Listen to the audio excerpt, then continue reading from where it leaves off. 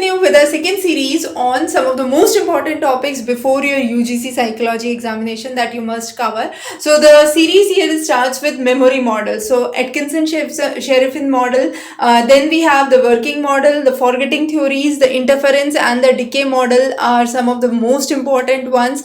Then signal detection theory. Every time one question for sure on signal detection theory, the hit, the miss, the false alarm or the correct rejections are the four things. One of that is for sure asked every time, so cover that carefully.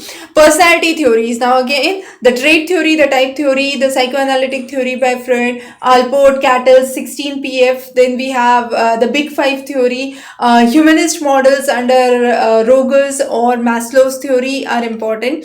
Emotions, James Lange theory, Cannon-Brett theory, the Singer's theory, which is the two-factor model, very, very important. Motivation, again, motivation and work motivation, we have covered a huge compilation of models which are really, really important and have been commonly asked. So which model propounded by whom and what is the basic idea under each model?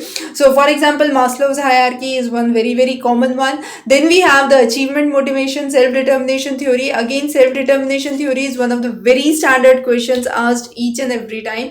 Then talking about the next set of questions includes the developmental stages. Under the developmental stages, the main focus is the Piaget's theory. Then we have the Kohlberg's moral development model, the Erikson's model.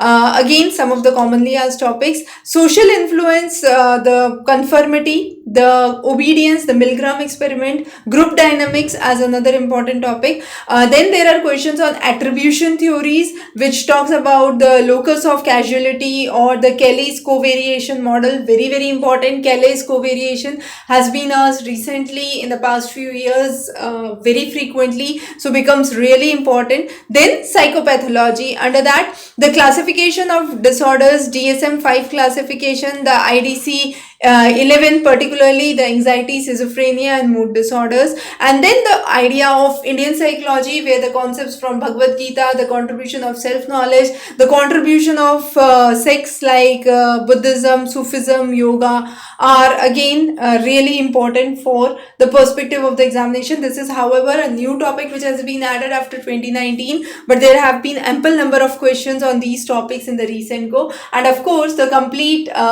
poster material and the lecture links are in the description below. Thanks for joining. Have a wonderful day.